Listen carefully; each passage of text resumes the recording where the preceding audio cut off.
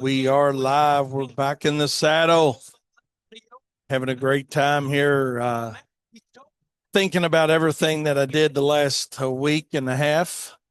And oh my goodness, it was crazy. We're going to talk a little bit about that today. But before we get into all that, I got some great stories to share with you guys on that trip and business stories to share, the things that took place on that trip. But before we get into all that, here we are, rolled around again to another Monday, July 28th. Hard to believe, isn't it? Goodness gracious. Hope you guys had a great weekend. Let me know what you did over the weekend. Kind of curious to know what you guys were doing. I'll share what I did and a little bit. And we had a opportunity to just do some things that we hadn't ever done before. And it's unbelievable, man. Some things when you just set aside time to do it, what you can get done and whatnot. So yeah, we're going to talk about that. Hopefully, you guys again had a great weekend and have some good stories to talk about. And yeah, I certainly got a lot of good stories to talk about. We're going to got a lot of good things to talk about today on Profit Time, for sure. Looking forward to that for sure. We got stories on aeration and seeding. We're going to talk a little bit about that today. We're going to talk about things that happen on clients' properties and just the whole list of things, man. We're going to run through. But before we get into all that, I want to give a big shout out to Aaron Walls for a great job this morning, as always, on his show. And Daniel, outstanding job again. And I want to little condolences going out to Aaron's son, who had a really good friend. This is some sad news. Really good friend that was killed over the weekend, 19 years old on a four wheeler, and that's sad for sure. So I'm sure they got some sad things going on with uh, with that right now. With not only their son but their community with something like that. When that's always bad and when something like that happens. And when he was talking about that this morning, it just kind of floored me a little bit. And to hear, that, oh my God, somebody that young, just, their life's over. So it puts other things in perspective for each and every one of us for sure. But hey, Seth, I appreciate you listening. And yeah, I did have a great trip. Did have a great trip. Curious to know what you guys are into today. We're doing some mowing and some lawn apps around WLS today. That's what our goal is, and be curious to know what you guys are into today. We got a pretty significant heat issue going on in a lot of the country right now. It's supposed to break here in our region sometime around Wednesday afternoon and evening, and turn off a lot less humid and cooler for a few days after that. So look forward to that end, and get Bam on here maybe later on this week and see what things are looking for. See if we can get Brett back on here for us, or Matt. One of those two guys are always great to get on here with us. But yeah, hope you had a great weekend. Hope your Monday's off to a great start. I know ours is here on Turfs Up Radio and WLS. We're out and about doing our thing. I want to give a shout out to Holly, my daughter. Hopefully she's listening. She's driving today. She's commuting today down to see a friend. So Holly, be safe, safe travels, and listening to us. Try not to laugh too much at some funny stuff we get going if we do, and keep your eye on the road. So yeah, Holly's taking a road trip and vacation this week to see a friend from high school, and was also in her wedding. So, but that's all going to be good. So yeah, she's rocking and rolling along. Says she's close to Asheville already. So man, moving right along, moving on down the road. So have a safe trip and let me know when you get there.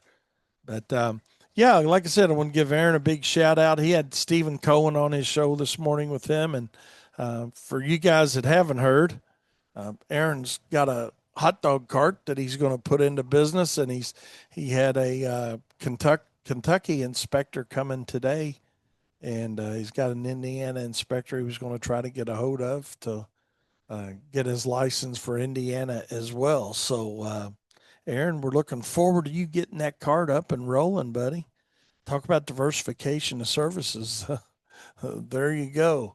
There's always something else out there, and that's part of what we're going to talk about today is service for fall. For that we can do. That's can be a really nice income producer for each and every one of us. And Darren, Jesus must be thinking about me. Aaron is. I know he's really excited about getting his cart going, and he just picked it up. I know last week, one day, I think it was around Thursday, he sent me a text and picture of that thing. So, yeah, he's looking forward to it, and he was talking very positive with Stephen Cohen today. On it, had him on his show, and they were talking about the golf cart and the golf cart. I'd like to be on a golf cart, but his hot dog cart. So I'm sure Aaron's going to do well with it, without a doubt. So, Aaron, good luck, my friend. Told you that a zillion times. But hey, we're going to take a short break, and we're going to get right back into our show, Profit Time, this morning. Hopefully, you guys got some good things, some interaction on what we're going to be talking about. But we're going to take a short break. We'll be right back with more Profit Time here on Turfs Up Radio. We're rolling up on the end of July, and our webinar for the Profit Circle is going to be Wednesday, July 30th. It's this coming Wednesday at 7 p.m. We're going to talk about service agreements for different services and actually go through different service agreements.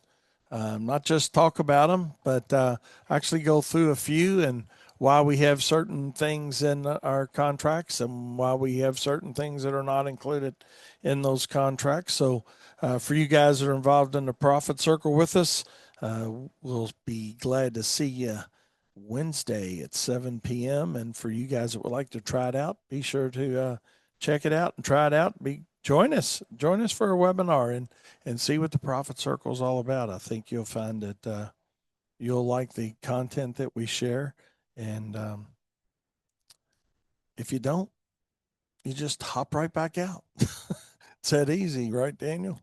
Yeah, it's just pretty basic. It's simple. No strings attached. 7-day free trial. Yeah. So you get it all. Check it out with us. Check it out with us. So, but anyways, I wanted to talk a little bit about Katie's show Friday. If you guys didn't have a chance to hear it, she did a Christmas in July special show, and it was awesome. And a business talk with it too. It wasn't just Christmas music, So if you guys didn't have a chance to catch that live, it is uploaded, and you can go back and check that out. But Katie is a big Christmas fan, to say the least. And she thought she'd do a Christmas in July show. I was actually listening to it as we were traveling up through, I think we were in Cody, maybe Cody, Wyoming, somewhere in that ballpark, listening, Katie. So, yeah, all over the country, you can listen to us here on Turfs Up Radio. It doesn't matter where you're at. If you got a signal on your phone and you can listen to put it on the app, and there you go. So, check Katie's show out for sure.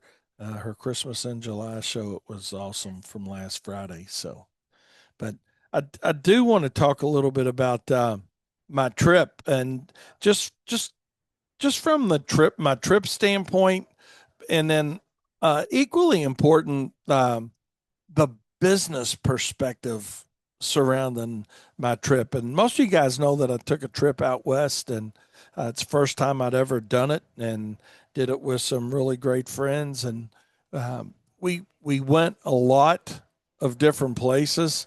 I mean, we literally did. I mean, I'm not going to tell you about all of them, but what was consistent, because I don't want to bore you. It's not that I don't want to tell you. I just don't want to think, oh God, I'm boring them with it. But I mean, we literally went all over South Dakota, Wyoming, a lot of Montana, or a portion of Montana at least. And the consistent theme, I mean, some of these were national monuments. Like we went to Sturgis. Sturgis is getting ready to have their big motorcycle rally there this week, and they were already prepping for that day. It was crazy. I mean, they had all kinds of tent vendors already that were setting up and getting their shirts and Yeah. all involved in that. Uh, and that just watching all that take place in a very small community was, just the marketing behind all that was crazy. We also went to a place called the Full Throttle Saloon. Um, that was pretty neat, and some of you guys that may be familiar with that, but there was actually a show on TV about that place actually. Hmm. And we got to meet the owner. He was there that day. And the funniest part of that whole scenario there was when we walked in. There was very few people. There was very early and in the morning, but the owner was there, and I got to talking to him for a minute. And he was actually from Paducah, Kentucky, right? That's Right there in crazy. that area. And All the places. of all the places, yeah, to be around, man. He was there, and I can't even remember his name now. With all due respect, but Charlie, one of the guy, my friend that was with us, one of them, he's like, "Oh my God, there's so and so," and he knew his name, and you know, of course, because Charlie's a big Harley rider, Yeah. and he's been up to Sturgis for that event, and we got a picture up there, and they got a picture of like downtown Sturgis, South Dakota, uh, they're hanging in there on Main Street, and it's incredible, Daniel, how many people were there. I Yeah. mean, it's just crazy. We saw a lot of things, I like I guess it'd said. be a good kind of weird as it sounds, kind of a middle ground for people from both sides of the country to get there. You Yeah, know? yeah. I mean, they come from all over. I mean, a lot of them will pull their bikes in. A lot of when I say pull them, pull them on a trailer if they're coming from a long distance, and a lot of people ride them a long distance, and Yeah. some people fly and rent. And I mean, it's unreal all the options that go along up there and talking to, the business owners there in Main Street. But it was a sight, and you could really get a gain and an appreciation for marketing. I'll say that as well. And that was not just in Sturgis, but everywhere we went. And I don't know how many of you guys may have made a trip out west, whether you did, one area like Yellowstone or the Tetons or whatever it may have been, or so anywhere else in Montana or South Dakota or wherever it was you went. But I don't know. We over the course of 8 days, I guess 8 days of traveling around.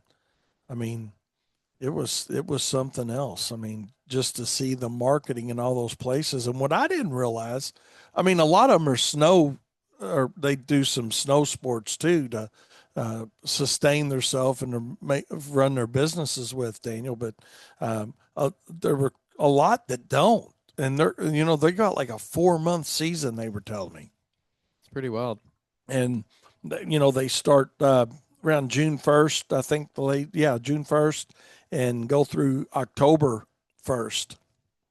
And Yeah. That's so, that's a pretty typical from what I saw out there too, looking at stuff to do and when stuff reopens and all that kind of stuff. That's a pretty common calendar for them out there. So so you talk about having to understand, cost. A lot of people say, "Oh my God, it's so expensive to go," and it is kind of costly to go. But I mean, they're recovering cost of in 4 months.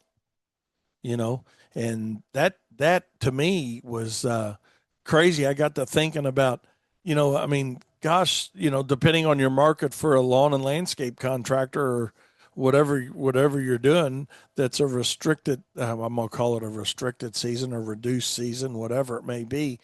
I mean, we look at it like in our market and say, okay, well, it's 9 months or 10 months, and some of you guys are on shorter seasons than that for mowing, but they've got it figured out.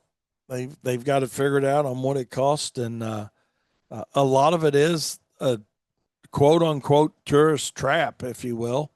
But it's not really a tourist trap as much as it is. I think they just understand cost. I don't think they're overcharging to overcharge. It's, when I got thinking about a whole one of these places we stayed was like $430 for a night, and which was on the higher side, but it was a very remote rural area Right. uh, called the Headwaters, and it was between like Yellowstone National Park and the Grand Tetons Hmm. National Park. So I mean, I got to talking to one of the ladies there in the gift store. There was, they had these cabins and a lot of camping. Oh my God, that was something that amazed me too, is the number of people with campers and Oh yeah. RVs and It's the just, country out there. oh my gosh. But I asked her, I said, well, where do y'all live? And she said, well, they put us up right here on the property. And she actually came because, I mean, there were no, it's very rural, and that even is not even the word for it. Just Uh, remote. Remote. Yeah. Yeah. I mean, what happens? And I said, like, where do y'all go to the store? And she said, well, our closest like Walmart, she said, was about 3.5 hours It's awesome. to Cody, Wyoming. And she said, it's a trip when you go. Yeah. She said normally one of us or two of us will go and get stuff for multiple people, Yeah. rather than everybody making that trip. Can you imagine having to go three and That a half hours? sounds wonderful. That sounds wonderful.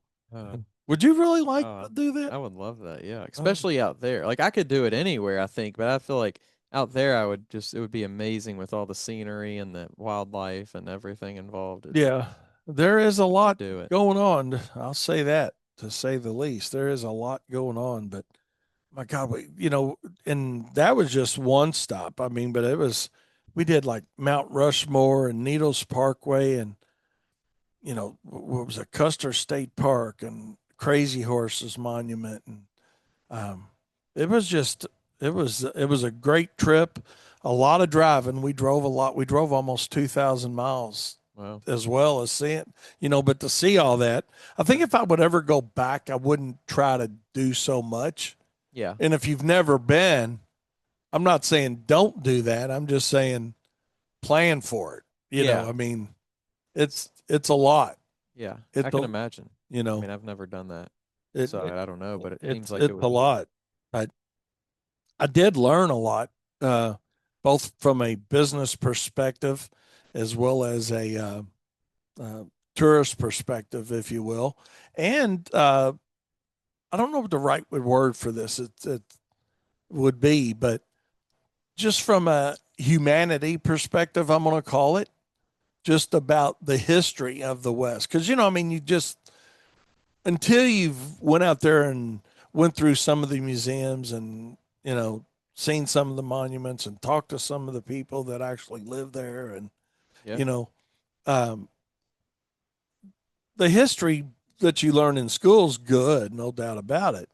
But it's just different when you actually experience it and see it and, Mhm. you Yeah, know, it becomes more like understandable. It's not like it's like when you learn about Egypt. Well, who has ever been to Egypt? Like you can't like you've never seen the pyramids. You've never like you can say, oh well, I was in the same place that this crazy thing happened, or yeah, so it puts it into context more. You can like you like personalize it too. Like oh, this was a actual person that this happened to, not just like a name in a book. right. It's not like, yeah, what happened at Custard's Last Stand, kind of thing. But to see where it was and all that, it makes it more real, if you will. Not, like I said, that may or may not be the right way to explain it. But and I'll tell you something else that I did, that I learned on this trip too, is gained a new appreciation for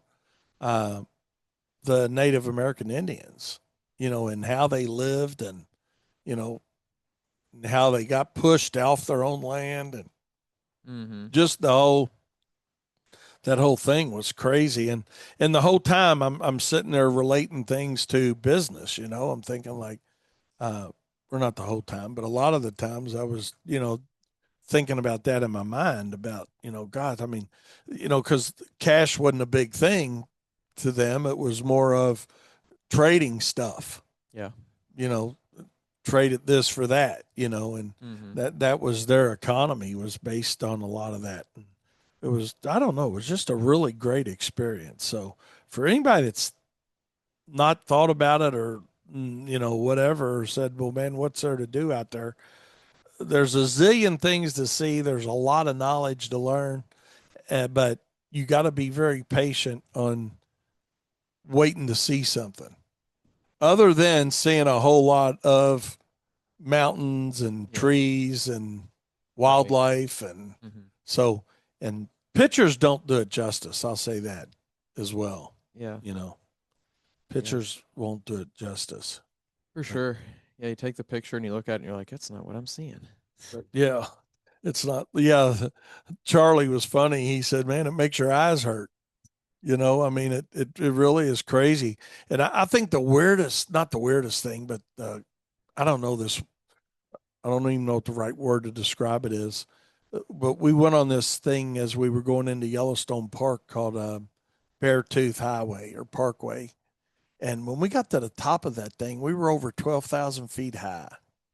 And I mean, not all this has guardrails or anything. That's the weirdest thing that I found Yeah. in going out there that, I mean, if you go off, you just, Yeah. you ain't going to worry about an ambulance. Not worry about your seatbelt. Yeah, I didn't. I told him, I said, I ain't wearing my seatbelt. I want to fly out.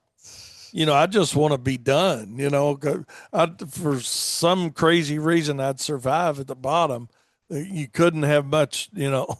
I mean, it was funny, Daniel. When I told you about that, you said, "God, that was, drove higher than it was when you jumped out of that airplane doing your parachute thing." Yeah. You know, if I'd have thought of that, that'd been crazy. Like, yeah, Daniel jumped out of a plane lower than this, Yeah. you It know? is weird to think that. But yeah, it is. But it was crazy. There was still some snow on the mountains. So I think you'd really like to see it in the winter. I think I bet it's really pretty in the you'd really winter. like it. Yeah. And oh man, the forest fires too, and Yeah. how just the different mountain ranges that had fires, and the condition that they were still in. Did And you see the signs that said like uh forest fire I can't think of the right word, but it's like low, moderate or high risk, I yes, guess. the risk with, Yeah. yeah. Hmm. Even in winter when we went there, it said moderate, so I don't know. Really, it was in Yeah. moderate when we were there too. Uh-huh. And I mean, temperatures were pretty good. It got warm in Rapid City. That's where we flew into, and that's where we flew out of to come home. But it was cool most of the time. But Friday and Saturday, it was upper 80s, low 90s. But it was really crazy. Like our feel like temperature here, was like what 94, but the feel like was 105. Yeah. It was like the high it was like 91, but the feel like was 88. Hmm. You know, Never seen it go that direction. I hadn't either. First time in my life I ever saw the feel like lower than um, the actual temperature. Funny. So that was pretty cool too. But it was a good trip. We had fun, and business wise, I learned a lot too. Just watching, the marketing of just looking at all the marketing that goes on for those places. And they spend the money on that marketing. And we're not going to talk about that today here on the profit circle or on the profit time, but it was something else. It was just crazy. But I'm glad I did it. So my suggestion would be you guys ought to, consider it. I mean, went to a rodeo while I was out there, and went to Cody, Wyoming, where went to the rodeo, and that supposedly is the rodeo capital of the United States. Hmm. So, and I think it says rodeo capital of the world on their sign. I don't I know, but believe it. um, and they had a nightly rodeo there. I mean, in that small of a community, man, and people came from came from all over. But Kinda like Bardstown, it's like a small community, but it's the capital of the yeah, the bourbon bourbon capital. capital of the world. Yep. Yeah, there you go. People come from all around to see it. Yeah, yep. and man, people rolling in constantly. It was just something to see, something to see. And it puts a lot of things in scale for you too. I mean, just whether it's business scale or personal scale, life scale, it's just a whole lot of scaling that I'm gonna say, goes on while you're out there. But they get it done, and they get it done in a short season. So, with that being said, let's take a short break. We'll be right back with more Profit Time here on Turfs Up Radio, your industry, your station. One thing Daniel, I did notice out there is my allergy situation wasn't nearly as bad. I believe it. Yeah. You know, It seems like wherever else I go, that seems to be true. yeah, Whether it's Florida or wherever, doesn't matter. yeah, Anywhere else. yeah, true that. I hear you. Me too, Holly. Holly said, yeah, makes her want to be there for sure. I So, don't think I've ever been to either one of the Carolinas. to see if it's better. That's where Holly's going, isn't Yeah. she? Hmm. Yeah, I don't think I've ever been to either one of Yeah. those Yeah. states. So I don't even think I've ever been to. I know Charlotte's a big like fly through place for one of them. I don't think I've ever even flown through it. I've done some seminars down there in Charlotte and actually North Carolina and South Carolina as a whole as well. So one of the distributors down there. So, No, but it's a yeah, pretty good place to go though. yeah. Oh, yeah. Weather and scenery and A lot of good things, fun mountains and things to do. beaches. Yeah. You got a Got it little all, bit you of it know. all. That's right. And a few little mountain ranges as well. Yeah. Yeah. So you can get it all done down there. But hey, Wednesday, I want to give you guys a little heads up. We're going to have a gentleman on with Bobcat Mowers, Ron Scheffler, and looking forward to that. We're going to talk a little bit about their equipment and their mowers, and that'll be a fun thing. So set a reminder in your phone to be sure to tune in at 10 a.m. on Wednesday to Profit Time. Looking forward to that conversation with Ron. Big day And Wednesday. it's going to be a big day Wednesday. So looking forward to that. But wanted to talk a little bit today, Daniel, about aeration and lawn renovation season. It's fast approaching, right? Yeah. And here we are cruising on into August. And I know one company here in Louisville specifically, not us, but they're completely booked on their aeration and seeding. Yeah. For the fall, which is it's a cool place to be. Yeah, they do a pretty good job of, how they do it, I think. Yeah, absolutely. It could be a how-to show with them. Get them on here on how they sell it out and get it is that's a good thing about it. And for you guys that are doing aeration and lawn renovations and whatnot as as a fall service, you understand it and you get it. And but for you guys that aren't doing it, I just kind of want to just turn the light on a little bit, you know, this time of the year of, hey, consider it. And it is a very seasonal opportunity, but it's something that can, it's something that first of all, it's a great add-on service for your customers. Um, if even if you say, well, Wayne, we're not doing fertilization or weed control, or, we're not really worried about it. We're just mowing. Well, the other side of that is you still want your customer to have a good looking lawn and healthy turf. And aeration is something that can be a great add on service. Hell, you can do it while you mow. I mean, it's just, mow it and aerate it while you're there. I mean, just something to think about. It's a great add-on service. It's a great profit center for your company, and you don't have to think that, well, I got to go out and invest a lot of money in equipment, because you don't have to do that either. I think that's one of the biggest misconceptions with it, and it was for me too, thinking that you got to go out and you got to buy all this equipment when you really don't have to. I mean, you can rent it, have it set up to be rented. Now that's going to require a little forethought on your end, and sometimes Aaron actually talked a little bit about fear factor and how fear talks to him in his mind sometimes about things this morning, Daniel. And this is something that can talk to you from a fear factor side in your mind as well, and because it did me. I was a lot of years before I decided, we were going to do some aeration and overseeding and kill outs and that whole thing to help improve lawns and make lawns look better in the fall because I had the fear factor of, man, what if it doesn't work? What if it doesn't grow? What if all the what ifs that come into play? And I don't know. I just wish there'd be some way to get all those what ifs gone, Mm-hmm. you know. Um, I think the best way to get them gone is just to do it. Just put yourself in the position to to start doing something. Like the more you do, the more you learn. And Steve Cohen said it today. Failure isn't the worst thing in the world. You learn from it, and the next time you want to do something, even if it's different, you kind of have an idea of, okay, well, this is a general principle of how I need to do things differently to have success. right. So the more that you are willing to be uncomfortable and get out of that, same old, the more you're get used to it, get used to being Correct. uncomfortable. Yeah. And, aeration is certainly in lawn renovations.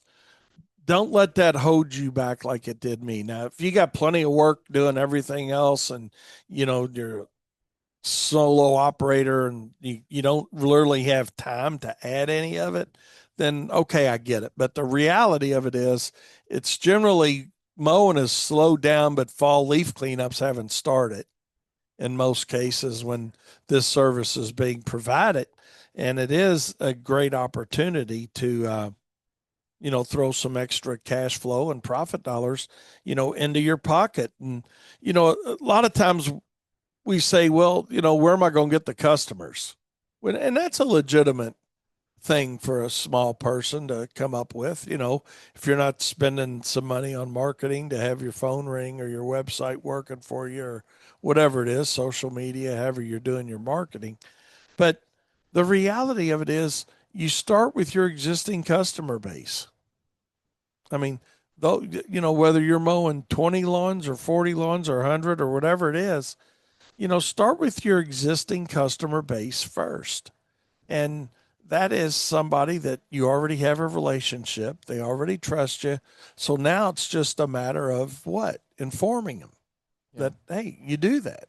I think it goes back to are what niche are you going after? Because if you're going after the niche that only has to get their yard cut because they can't do it or XYZ, if it's a need yard cut, then they're probably less likely to have these other services done. So if you have customers that are want based to get their yard cut, then they're maybe more likely to get aeration done, or Right. maybe they care about their yard more than the person that just wants their grass lower so they don't get that call Yeah. So from the they community. don't get the community call of lawn must be mowed within 10 days. But no, that's exactly right. So, you've got an existing customer base that you can make a phone call to, send an email to, talk to them while you're mowing their property. There are a lot of different ways to drum up the work, if you will. And I think you owe it to yourself. I mean, you owe it to yourself, you owe it to your company, to do that. But know that it's okay to feel a little bit uncomfortable the first time you try it. And what you'll find out is it can turn into a reoccurring revenue source for your company year after year. I know we have a lot of people that have us aerate and or broadcast seed their lawn each year once we get them into good shape. And also the lawn renovation, talking of that from the standpoint of, like killing out what you've got there because you're just tired of looking at a whole lot of mix and you want to start over with a nice quality lawn. So again, it's just something that I want you guys to consider thinking about it. It's that time of the year. I know we've got several already on the books that we're to do here, but again, don't feel like you got to go out and make an investment in a brand new aerating machine, to try this. All you've really got to do is set up enough accounts to justify the rental of that equipment and rent it for a few days or a week or based on how many you end up selling. Know that there's options out there other than just buying the new equipment because that was a holdback for me for a little while, Daniel. Honestly, it was you don't want to put X number of $1,000 into a machine that has got a 6 week window, basically, or and Mhm. that's different for different markets too. But you know, 6 to 10 week window. I get it. I understand it. But there's rental companies out there that will rent you decent equipment. And there's some out there that rent equipment that probably is not the best. And uh, so you're going to have to do a little due diligence on that. But the reality of it is when you decide to do it, let me say this, that pricing strategies for that service are all over the board. It's like mowing, Daniel. It really is. I mean, I am what brought this whole idea up was I was looking at some social media yesterday, and guys were talking about aeration and pricing it, and one guy's or several actually were talking about they take mowing costs that we've talked about this before for different things, but mowing costs times something, two times three, Yeah. and that's what their pricing is for their aeration service. And I just would like to suggest that if you are going to provide this service, it goes back to what you said, Daniel, earlier. It There's needed services, there's wanted services, you know. And the good thing about aeration is a lot of lawns need aeration, but people don't know it because they haven't been informed. The clients haven't been informed. So therefore, it's not getting done. So the first and foremost, we need to inform our clients and a potential client of why the service makes sense. And with aeration, I mean, it's so simple. It's just, hey, we need air to the roots, right? We need water and fertilizer to the roots. So by aerating, you're accomplishing those three things, and that's something that people can understand. The consumer can understand why it's important to have their lawn aerated once you tell them that, hey, it just helps water, air, and fertilizer, to get to the root system. And that in itself is going to be beneficial to the turf. But we also got to understand that, you know, the pricing strategy to that is not necessarily mowing cost times two or mowing cost times three. Very simply, I mean, you guys know what I'm going to say. Hey, run a cost sheet on a truck, a trailer, your aerating machine, and or your power seeding machine or slit seeding, as some of you guys call it in different parts of the country. But so calculating the cost to do the job isn't as hard as a lot of times we make it. And because it's a short, here's my comparison to my out west trip, because it's an out of a short season, we got to think about, since we've only got say 6 weeks or whatever time frame you have in your market for aeration and seeding work, what's that mean? Well, that means you can only see a set number of customers. So now what's that also mean is it's kind of like them renting hotels out west, and that whole whatever you're doing out west, they know they got a short season, so they recover based on the demand. They recover the cost, and there's going to be a break even point, but based on supply and demand, then you can make a decent amount of profit with your aeration and seeding services. So there's two pricing models. One is, well, actually, there's three, I guess. The guess method of something, mowing times something. Then the one accurate method of sitting down, calculating cost, and coming up with a break even, and then adding what the market will bear. And then the third is calculating your cost and going below what the market will bear to fill a schedule, but still not going below cost. And I think that's something that we can all think about too. So the pricing models are out there. There's a lot of different pricing models out there, but the reality of it is, if you're not doing aeration and overseeding and power seeding, now you get into lawn renovations and kill outs. If you're doing the kill out side of that, then yes, you need to have a license to be to do those kill outs.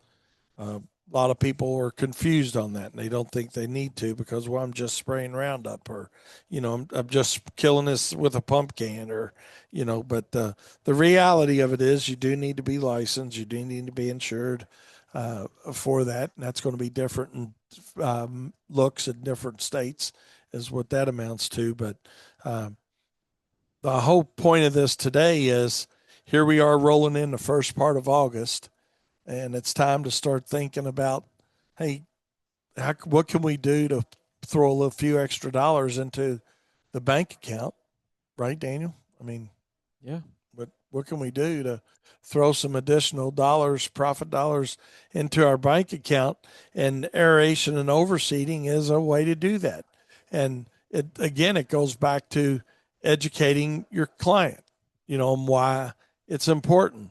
Even though you may not be the one that's fertilizing the yard this fall, when the fall fertilizer does come around, it's going to have access to the root system of the grass much easier and more effectively if it's been aerated and that ground's been spread apart, and it allows the fertilizer, water, and air to get into that plant. So it's not only just a good agronomy thing to have done, it's an excellent source of revenue for you as well. And they're so, like I said, you got to inform the client. That's your job, on why it's necessary and what their benefits are going to be. But then also, the client's got some responsibilities in it. And when I say that, from it, not a whole lot of responsibility, but one of the things that we see more and more of is these underground dog fences, internet lines, and cable TV lines that are buried about 2 inches deep. So it's not your gas lines and things like that with an area that are going to be problematic.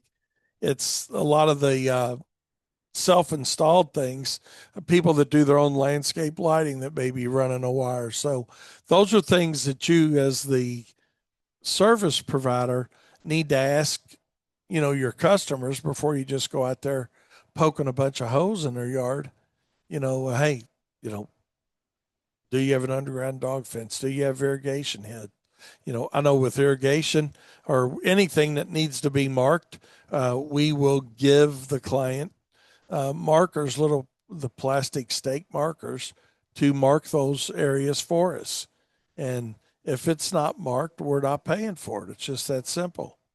And you'd be surprised how selective memory changes a little bit when you tell them that hey, if it's marked and we hit it, we'll replace it. But if it's marked or not marked and we hit it, that's not on us. I mean, we don't have a crystal ball seeing wherever everything's at. So some of the responsibility goes back to the client. I mean, you can call 811, but the aerators aren't going to that depth where we would need to call 811 for, gas lines or water lines or underground utilities of most types, but what we see are problematic for us predominantly are dog fences, landscape lighting wires, uh, internet, and cable, where they just, especially new construction, my God, where they just lay it predominantly right on top of the ground. So those are some of the bad things to look at. If you want to say, well, what's wrong with aeration, that could be some of the negative. Okay. But certainly the positive is the time to complete the job is very fast, and it can be very profitable if you allow it to be profitable for your company. So that's strictly, up to you. And let the clients know, you know, uh, part of the education that you're going to give them is, when we aerate this, there's going to be cores or plugs. People call them different things, laying on top of the ground. We're not going to pick them up. We're not going to rake them. You don't need to rake them. 7 to 10 days, it's all going to be okay. And if you're going to offer a broadcast seeding service after that, which, we generally recommend, uh, educate your customer to the fact that the hole that the plug came out of is not the target. Because you'll have people, and I know y'all might find this hard to believe, not really, but but they say, well, I don't see any grass in the holes that you plugged.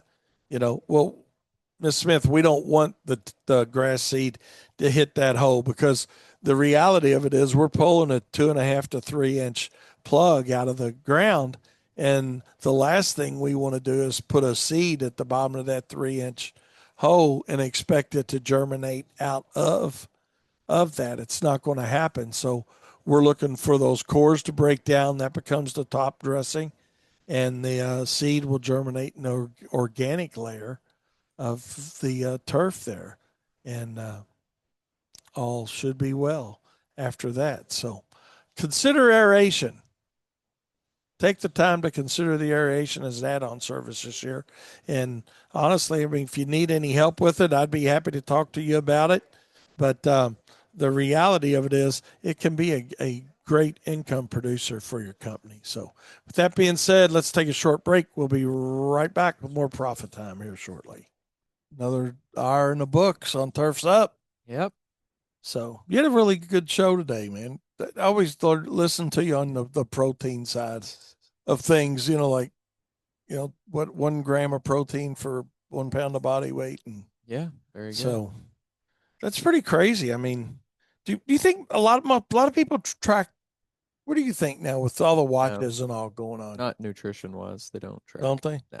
So they're just tracking steps, or Yeah. Well, because they don't have to track it. It's just Okay. tracked when you move your arm. It's not like you're going, Yeah. 2, 3, 4 or anything. Yeah, that's probably true too. Makes it a little bit easier on the tracking side when the watch is done it, doesn't it? Yeah. That Or would be a phone. pretty good invention though if you could figure out how to track food without actually inputting it yourself. Yep. I don't know how you would do it, but I saw something one time on Shark Tank. They took a picture of the food, I but guess that's still a step though that people aren't going to take. yeah, Because all you got to do to track steps, right, is okay, well, X amount of minutes that I walked, and like there's ways to do everything, but because there's steps that you have to do, that's a yeah, barrier that people aren't going to get over. So right. some technology there's got to be, out there in the future, probably, that who knows, your plate tracks it for you or something. I don't know. Yeah, I hear you. So what's that app that uh my pal, my fitness pal? Yeah, Yeah, I use that. yeah, Good. It's easy, but yeah. And especially after you have several entries, and it brings it a lot back of your up. food's in there already. You can Yeah, do a lot of makes it stuff easy. like that. But definitely, if you're looking to make a big change, or a noticeable change, protein is a great place to start. Most most people are gonna like the food that a lot of protein has. Comes along with the protein. Speaking of protein, I tried some bison while I was out there. That was pretty good. Nice. It seemed very lean, is it? I mean, I would assume so. Yeah. yeah, There's not, really the only reason meat's not lean typically is because of the way that we feed it, right? Like the way that the grass-fed beef that's not corn finished or whatever, grain finished or whatever it is. okay. That kind of stuff is a lot of times lean, even though it's beef, because of the way it's fed versus 100% corn. Corn. I got you. All right. Well, with that being said, we're going to wrap this up, and appreciate you guys listening to us here on Profit Time. And remember, set your phone for Wednesday at 10 a.m. We're going to have Ron Scheffler with Bobcat Mowing on with me, and I'm looking really forward to that. We're going to talk about their mowing equipment. And I'm sure we'll get down a few other tangents as we go down that road with Ron. So you guys have a great day. Keep it here on Turfs Up Radio all day long. My buddy King Darren Gruner's up next on the lineup. So you guys stay safe and remember, profit is not the dirty word. We'll see you Wednesday.